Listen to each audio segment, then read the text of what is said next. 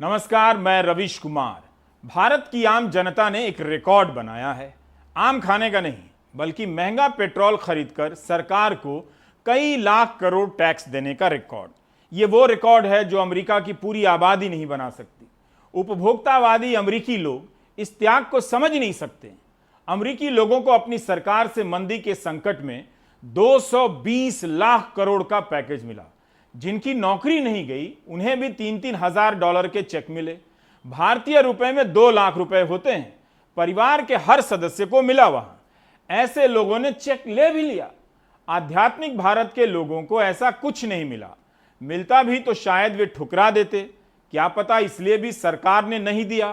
वक्त आ गया है कि भारत के सभी पेशे के बर्बाद हुए लोग अमेरिका की निंदा करें कि हम बर्बाद हो गए, लेकिन हमने तो डोल नहीं लिया, उसकी जगह लोन मिला, लोन लिया। भारत को इस हीन भावना से निकलना ही होगा कि अमेरिका की निंदा करनी ही होगी। मंत्रियों को भी ट्वीट कर भारत की मिडिल क्लास जनता को इस बात का श्रेय देना चाहिए कि सरकार से कुछ न मांगने के लिए आपका आभार, और तो और आपके सहयोग से प्रेरित होकर हम पेट्रोल और डीजल के दाम और बढ़ाएंगे।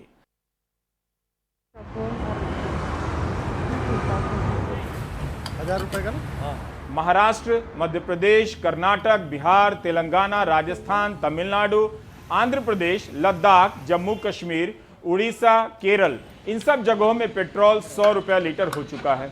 जिन राज्यों में पेट्रोल अभी भी 100 रुपये से सस्ता है, उन्हें कितना बुरा लग रहा होगा कि उन्हें 100 रुपया लीटर खरीदने का मौका नहीं दिया जा रहा।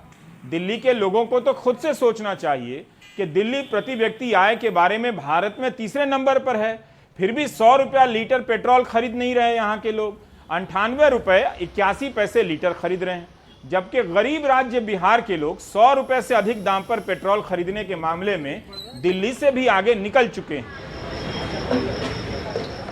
इसी से मेरा नजरिया बदला है।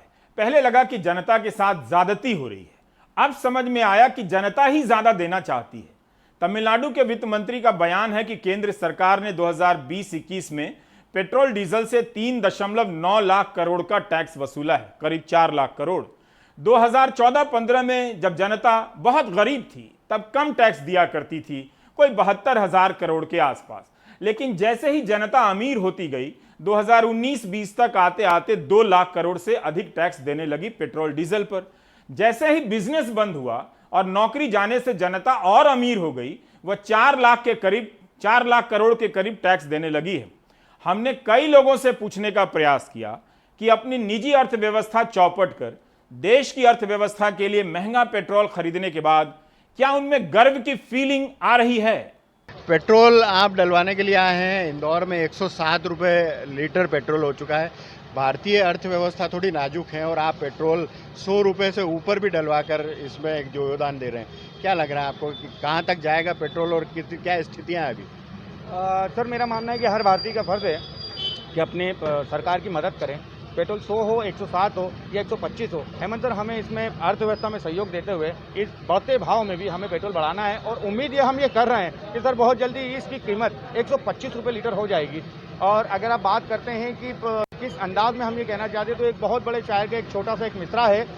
उन्होंने ये कहा था कि सियासत किस हुनरमंदी से सच्चाई छुपाती है, जैसे शिष्यों के गम शहनाई छुपाती है। ये बच्ची चाहती है और कुछ दिन माँ को खुश रखना, ये कपड़ों की मदद से अपनी लंबाई छुपाती है। ये हमारी सरकार के लिए मेरी ओर से शेर है कि सरकार काम सारे करती है, लेकिन जो हम जैसे लोग हैं, चौथी क्लास के जो हम लोग हैं, 4th क्लास के जो हम लोग हैं, हमारा ख्याल कुछ कम सरकार को रहता है, लेकिन सरकार की हर बात हमारे सर आंखों पर।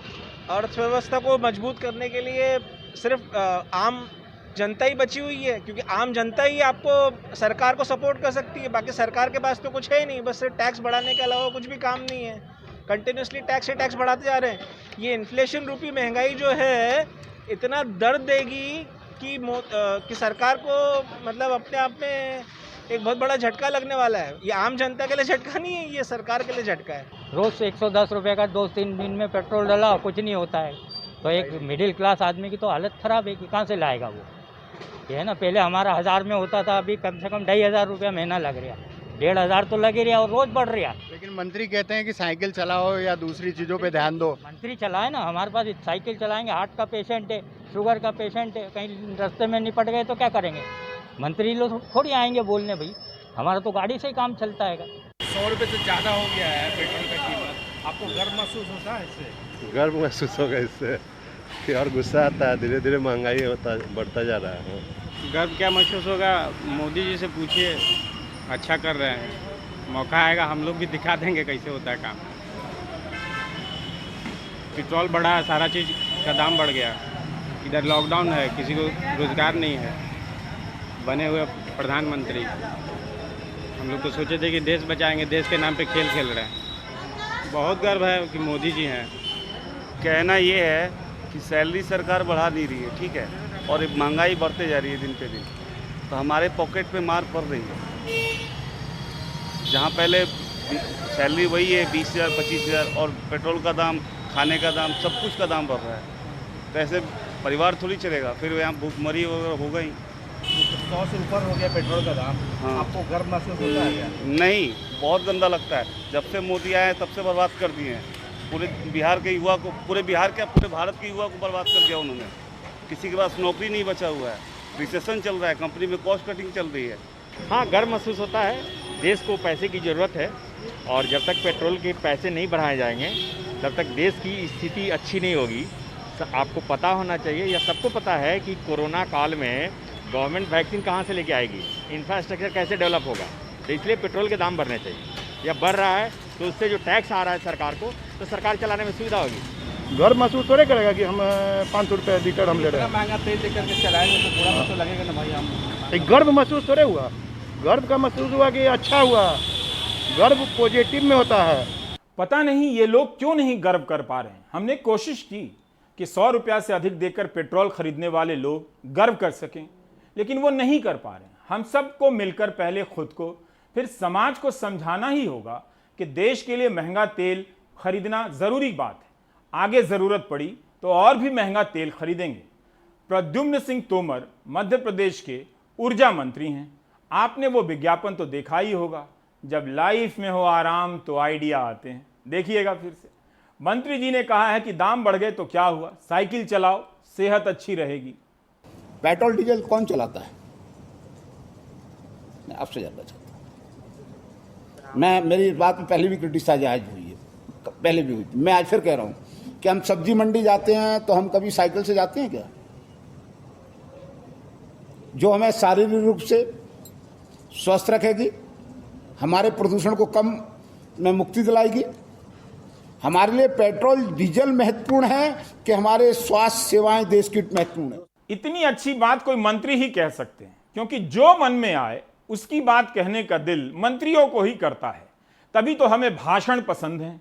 अमेरिका में बेरोजगारों को अब तक 55 लाख करोड़ भत्ते के रूप में दिए जा चुके हैं। 55 लाख करोड़ का पैकेज, वो भी लोन के रूप में नहीं, सीधा कैश।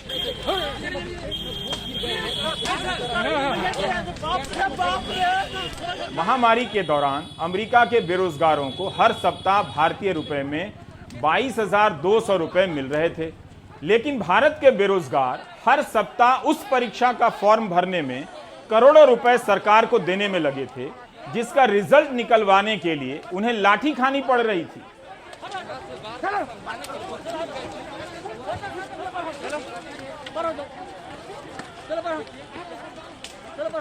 सारे राज्यों की सरकारी भर्ती परीक्षाओं की फीस जोड़ लें तो कुल राशि कई सौ करोड़ की हो जाएगी।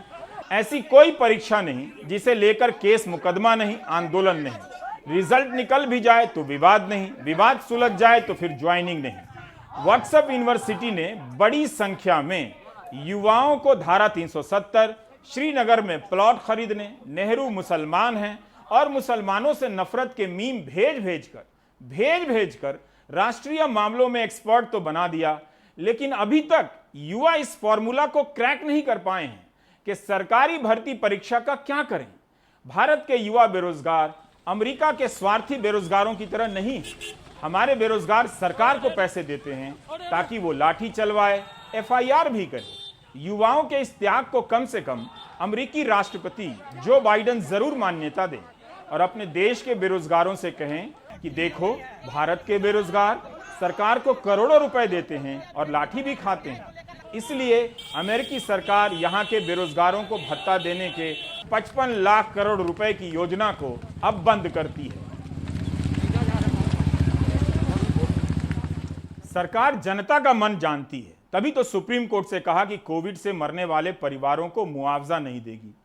सरकार ने मुआवजा ना देने के लिए बहुत मेहनत की, हलफनामा लिखा, 15वें वित्त आयोग की रिपोर्ट को पढ़ा, उसका हवाला दिया, फिर कहा कि मामला यह नहीं कि सरकार इसका खर्च नहीं उठा सकती है, बल्कि मामला यह है कि देश के वित्तीय संसाधनों का तार्किक इस्तेमाल कैसे किया जाए। यहां तक पहुंचने से पहले एक सुनवाई के दौरान सरकार ने कहा कि आपदा प्रबंधन कानून के तहत अनिवार्य मुआवजा केवल 12 तरह की प्राकृतिक आपदाओं जैसे भूकंप, बाढ़ आदि पर ही लागू होता है।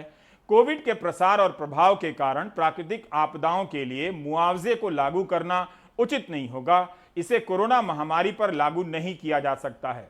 अनुग्रह राशि देने के लिए संसाधनों का उपयोग महामारी के खिलाफ कार्यवाही और स्वास्थ्य व्यय को प्रभावित कर सकता है। यह अच्छा करने की बजाय नुकसान का कारण बन सकता है। सेम टू सेम आपदा प्रबंधन एक्ट के तहत जनता मास्क ना पहनने पर फाइन दे रही है। दिल्ली में ही इस बार तालाबंदी खुलने के बाद पहले 3 हफ्ते में लोगों ने 7 करोड़ से अधिक की राशि फाइन में दे दी। गुजरात की जनता ने 11 जून तक 99 करोड़ की फाइन दी है। पूरे देश में सोचिए लोगों ने कितने पैसे दिए। ये सब इसी आपदा प्रबंधन एक्ट के तहत किया जा रहा है। राष्ट्रीय आपदा प्रबंधन प्राधिकरण, जिसके प्रमुख प्रधानमंत्री हैं, उसकी गाइडलाइन में लिखा है कि सरकार केवल अनुग्रह राशि नहीं देगी, बल्कि जीविका के साधनों की बहाली के लिए भी सहायता करेगी। प्रधानमंत्री को मालूम है, वो इसके चेयरमैन होते हैं। ये लाइन बहुत अहम है। उसी सेम टू सेम आपदा प्रबंधन एक्ट में लिखा है कि निम्न को लेकर गाइडलाइन बनानी होगी। शिविरों में खाना, पानी, इलाज और सफाई की व्यवस्था, विधवाओं और अनाथों के लिए विशेष व्यवस्था, मरने पर मिलने वाली सहायता राशि, टूटे घरों के लिए मुआवजा, जीवन यापन के साधनों को बहाल करने हेतु। दरअसल किसी ने सोचा नहीं होगा कि कोई गौरव बंसल और दीपक कंसल जैसा कोई वकील होगा जो सबको मुआवजा दिलाने के अधिकार के लिए सुप्रीम कोर्ट चला जाएगा। ऑक्सीजन के मामले में, भोजन के मामले में, मुआवजे के मामले में ऐसे वकील और संगठन आगे ना आए होते तो सुप्रीम कोर्ट ने पहल ना की होती, तब क्या होता? लोग सिर्फ महामारी से नहीं मरे हैं, सरकार की लापरवाही से भी मरे हैं। हेडलाइन बदलवा देने से सच्चाई नहीं बदल जाती है। सुप्रीम कोर्ट ने आज तय कर दिया कि सरकार को मुआवजा देना होगा। कोर्ट ने सरकार की दलील को ठुकरा दिया कि आपदा कानून में मुआवजे का प्रावधान अनिवार्य नहीं है। कोर्ट ने सरकार को बताया कि कानून में ही लिखा है कि राष्ट्रीय प्राधिकरण को मृत व्यक्ति के परिवारों को मुआवजा देने के लिए गाइडलाइन बनानी ही होगी। 6 हफ्ते के भीतर प्रत्येक कोविड पीड़ित को भुगतान की जाने वाली अनुग्रह राशि तय करनी होगी। सुप्रीम कोर्ट ने राष्ट्रीय आपदा प्रबंधन प्राधिकरण एनडीएमए को कहा है कि दिशा निर्देश तैयार करें, जिसके चेयरमैन प्रधानमंत्री हैं। कितना मुआवजा दिया जाएगा यह सरकार तय करेगी। मृत्यु प्रमाण पत्र में मौत और मृत्यु का कारण लिखा होगा। परिवार के संतुष्ट न होने पर मृत्यु के कारण को ठीक करने के लिए तंत्र भी बनाया जाए।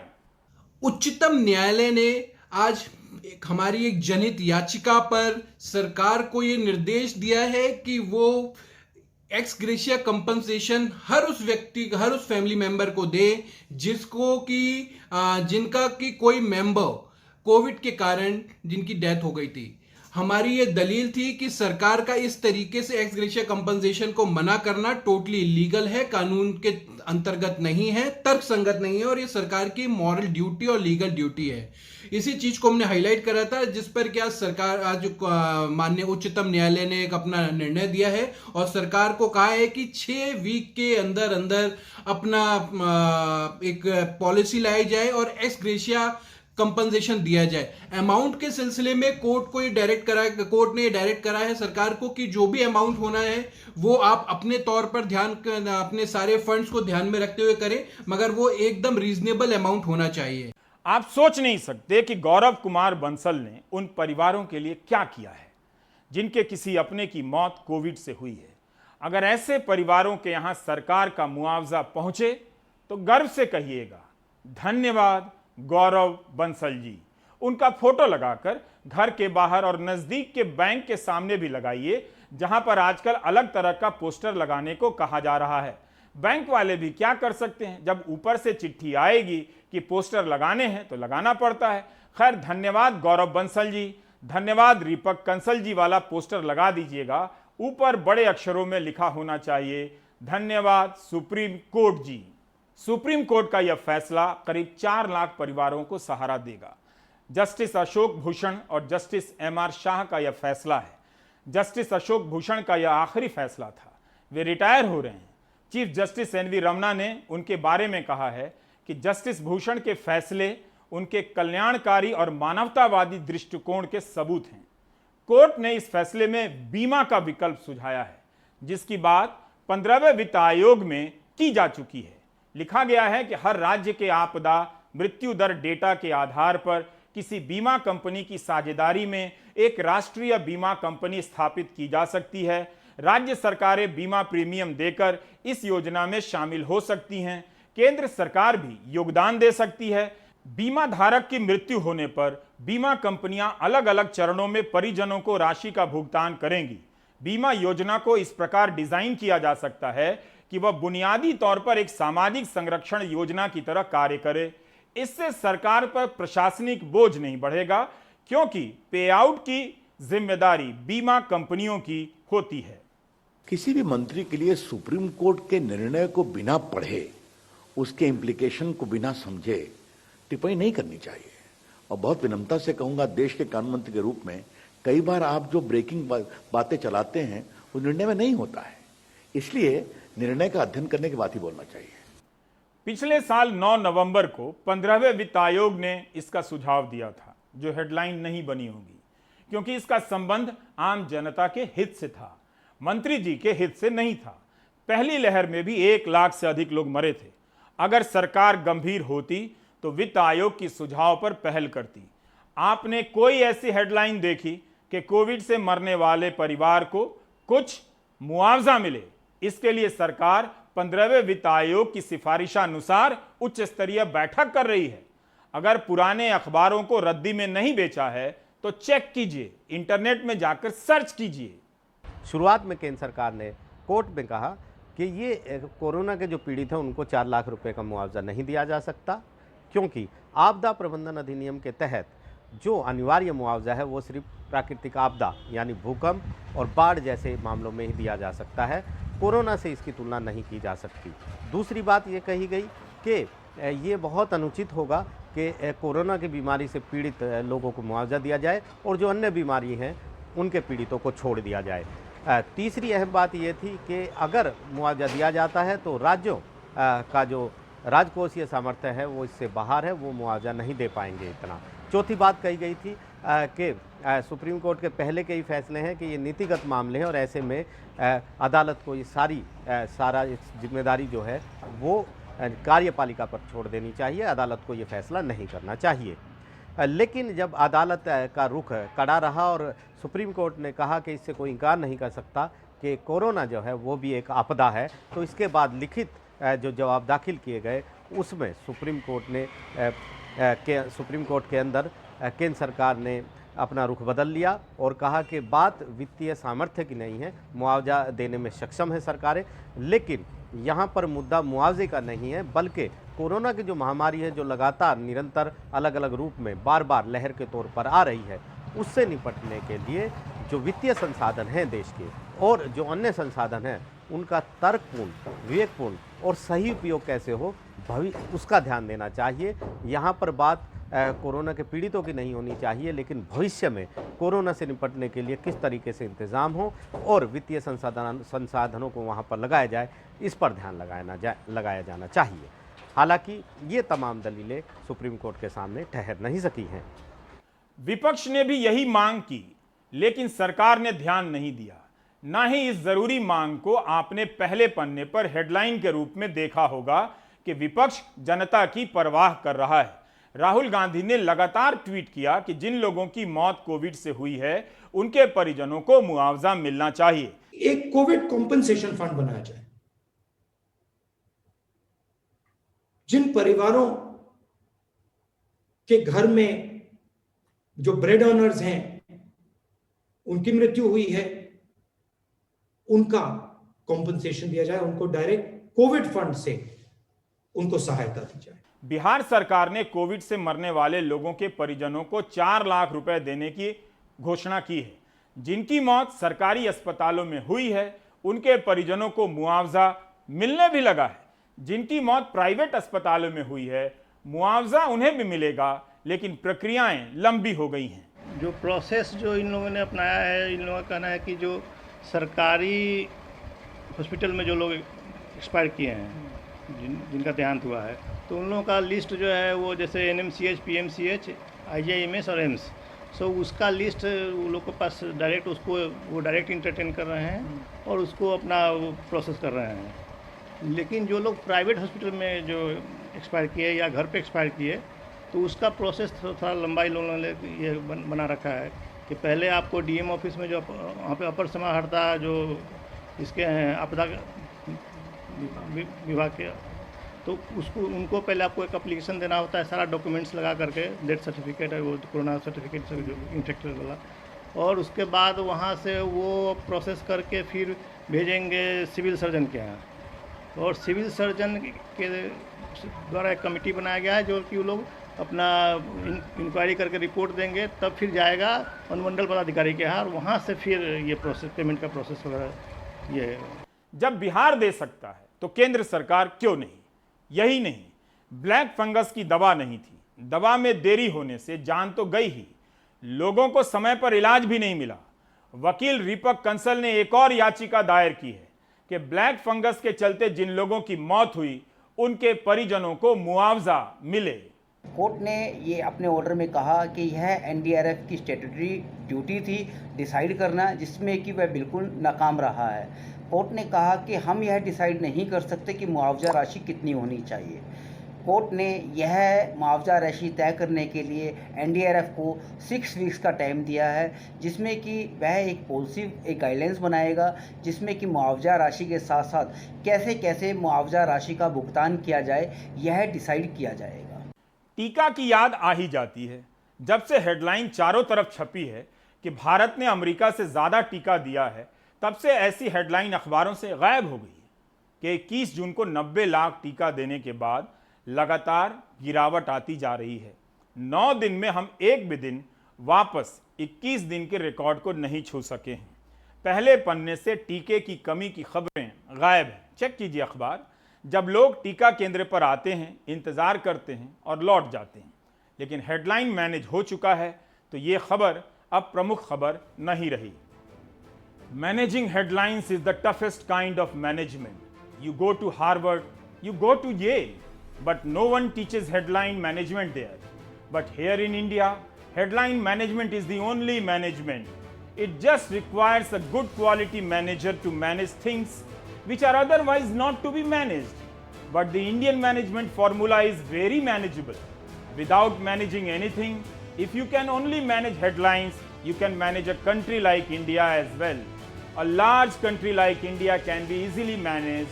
And remember, just one thing, headlines are not an independent entity. They require management skills, instructions through WhatsApp or a phone call, and some really good quality management journalists who can tweak those instructions at the earliest so that everything can be converted into a good debate. Those who refuse to be managed, for them, file an FIR under terror charges. If you can't manage the crisis, leave the crisis and manage the headline. That's all. That is how you start managing your country and its destiny. A lie is a lie. I repeat, a lie is a lie until you do not manage it.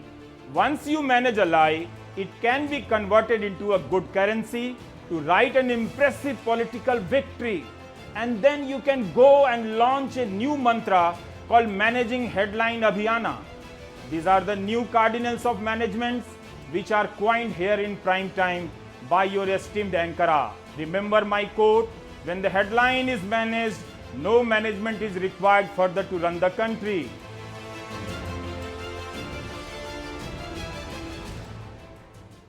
Hindi में ये सब बातें पहले भी बता चुका हूं। Now some global news from Bharat to Brasilia.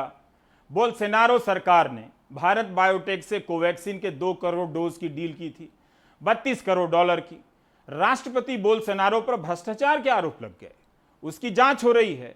आरोप है कि कोवैक्सीन महंगा भी है और इसे मंजूरी भी नहीं मिली है।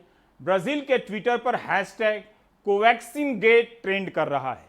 वहां के स्वास्थ्य मंत्रालय के अधिकारियों ने कहा है कि घोटाले की जानकारी राष्ट्रपति को दी थी, मगर उन्होंने कुछ नहीं किया। ब्राजील ने कोवैक्सीन के साथ डील निलंबित कर दिया है। भारत बायोटेक ने भ्रष्टाचार के आरोपों से इनकार किया है। भारत में इनकार ही काफी है, खंडन भी असरदार होता है। जांच होती नहीं, होती है तो बंद लिफाफे में रिपोर्ट आती है। कुछ याद आया? सर्च कीजिए कि बंद लिफाफे में जांच की रिपोर्ट किस केस में आई थी और ब्रेक ले लीजिए।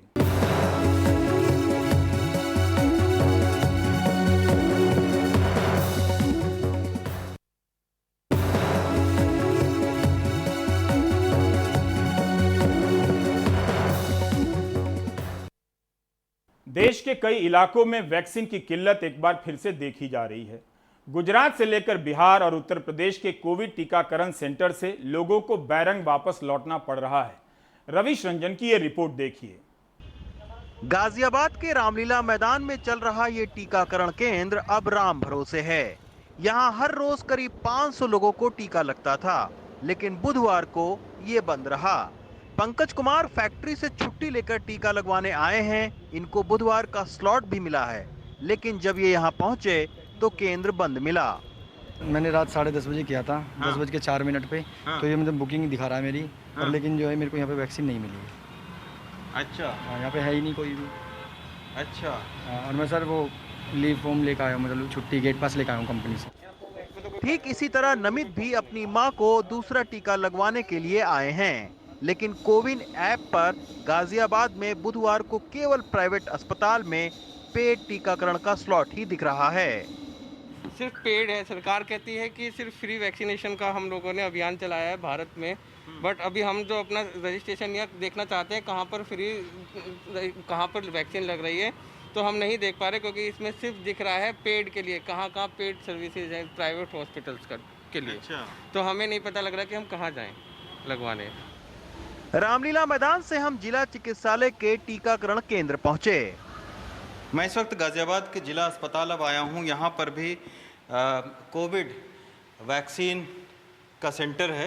ये आप देखिए, कोविड-19 की वैक्सीन 34 नंबर के ऊपर मीटिंग हॉल में लगाई जाती है। अब हम चलते हैं मीटिंग हॉल में। ये है, ये आप देखिए जगह जगह इस तरीके के पोस्टर लगे हैं, women's special pink booth covid vaccination. और इस मीटिंग हॉल में ताला लगा हुआ है। दोनों ही गेट पर आप देखिए वोमेन वैक्सीनेशन सेंटर है और इसमें ताला लगा हुआ है। मंगलवार को भी गाजियाबाद के 135 में से 118 टीकाकरण केंद्र बंद पड़े रहे। केवल 4800 लोगों को ही टीका लग सका। करीब 22,000 लोगों को वापस लौटना पड़ा।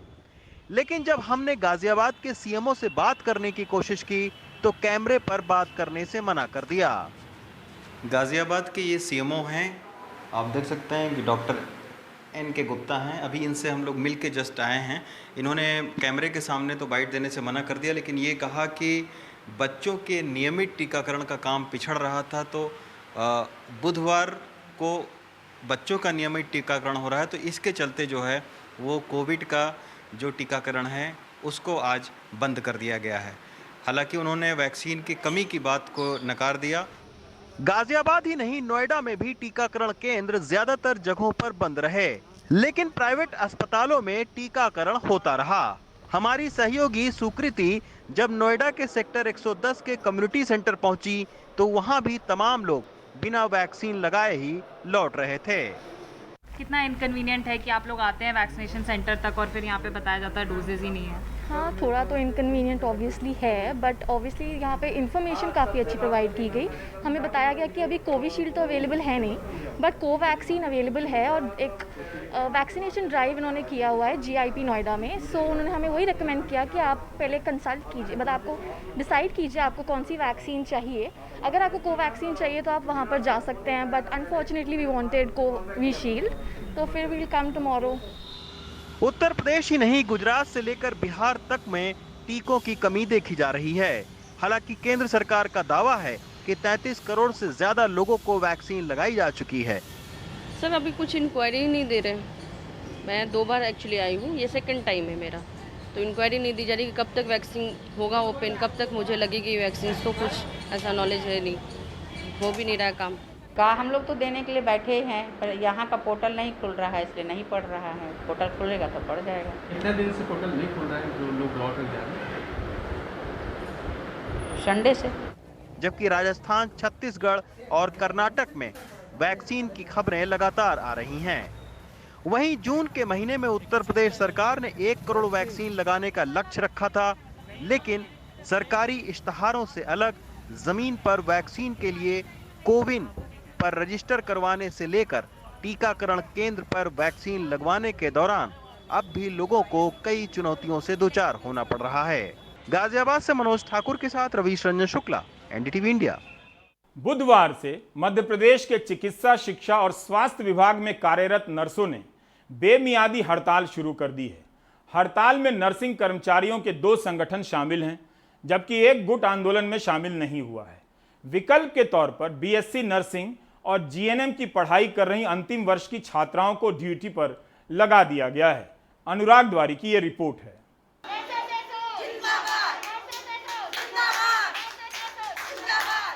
कोरोना संक्रमण के चलते मध्य प्रदेश में एस्मा लागू है। बावजूद इसके राज्य के कई जिलों में लगभग 25,000 का नर्सिंग स्टाफ हड़ताल पर चला गया है। हमारी हड़ताल का मेन कारण है कि शासन हमारी तरफ ध्यान नहीं दे रही है। कोविड में हमने लगातार जी जान से ड्यूटी की है। कई नर्सेस के अपने परिजन को भी खोया है, कई नर्सेस खुद इफेक्टेड भी हुई। अदर डिपार्टमेंटों में 10% 20% कर्मचारी आए, मगर स्वास्थ्य विभाग एक ऐसा था उसमें 100% ड्यूटी करना पड़ी। उसके बाद भी इनको आर्थिक हानि का सामना करना पड़ रहा है। नर्सों की 12 सूत्रीय मांगे हैं, जिनमें प्रमुख है 2004 के बाद नियुक्त सभी स्टाफ नर्सों की पुरानी पेंशन लागू की जाए, कोरोना काल में काम करने वाली नर्सों को 2 वेतन वृद्धि दी जाए, कोरोना काल में अस्थायी रूप से भर्ती की गई नर्स को नियमित किया जाए, स्टाफ नर्स से पदनाम बदलकर नर्सिंग ऑफिसर किया जाए, कोरोना काल में जिन नर्सों की मौत हुई उनके परिजनों को अनुकंपा नियुक्ति मिले, मेल नर्स की भी तत्काल भर्ती की जाए। और भारतीय जनता पार्टी की सरकार तो संवाद स्थापित करने वाली सरकार है। मुझे लगता है संवाद स्थापित करके सब चीजें ठीक हो जाएंगी।